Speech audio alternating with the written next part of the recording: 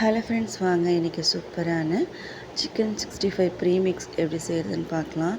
இதை நீங்கள் செஞ்சு வச்சுக்கிட்டிங்கன்னா சூப்பராக குயிக்காக இந்த ரெசிபியை செஞ்சு முடிச்சிடலாம். ஸோ வாங்க எப்படி செய்கிறதுன்னு பார்ப்போமா. ஒரு கப் மெஷரிங் கப்பில் கார்ன்ஃப்ளவர், 3/4 கப் அரிசி மாவு, 3/4 கப் மைதா எடுத்திருக்கேன். இது கூடவே 2 ஸ்பூன் தனியாத்தூள், 2 ஸ்பூன் கரம் மசாலா, 2 ஸ்பூன் சீரகத்தூள் ஆட் பண்ணிக்கோங்க. இப்போ இது கூடவே பார்த்திங்கன்னா சில்லி பவுடர், வெறும் மிளகாத்தூள் 2 ஸ்பூன் ஆட் பண்ணியிருக்கேன். உங்கள் கலர் வேணும் அப்படின்னா காஷ்மீரி சில்லி பவுடரையும் 2 ஸ்பூன் ஆட் பண்ணிக்கிட்டீங்க அப்படின்னா சூப்பராக கலர் கிடைக்கும். இது கூடவே 1 ஸ்பூன் சால்ட்டையும் ஆட் பண்ணிவிட்டு இந்த மாதிரி மிக்ஸ் பண்ணி வச்சுக்கோங்க. நல்லா மிக்ஸ் பண்ணிவிட்டு ஒரு ஏர்டைட்டான பாக்ஸில் ஸ்டோர் பண்ணி எடுத்து வச்சுக்கலாம். இந்த மிக்ஸ் இருந்தாவே நம்ம ஈஸியாக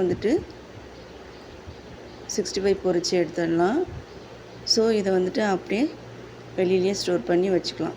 இப்போ இதிலேருந்து ஒரு 3 இல்லை 4 ஸ்பூன் ஃப்ளார் எடுத்திருக்கேன்.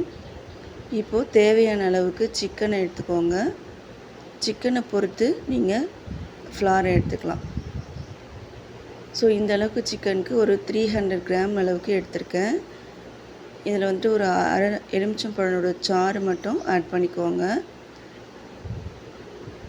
கூடவே குக்கிங் ஆயில் 1 ஸ்பூன் ஆட் பண்ணியிருக்கேன். லைட்டாக தண்ணி ஸ்ப்ரெட் பண்ணிவிட்டு நல்லா மிக்ஸ் பண்ணி வச்சுருங்க. சாரி, நான் இஞ்சி பூண்டு பேஸ்ட்டு ஆட் பண்ணது வீடியோவில் ஷோ ஆகலை. ஸோ இந்த மாதிரி நல்லா மிக்ஸ் பண்ணிவிட்டு 1 ஹவர் ரெஸ்ட் கொடுத்துருங்க.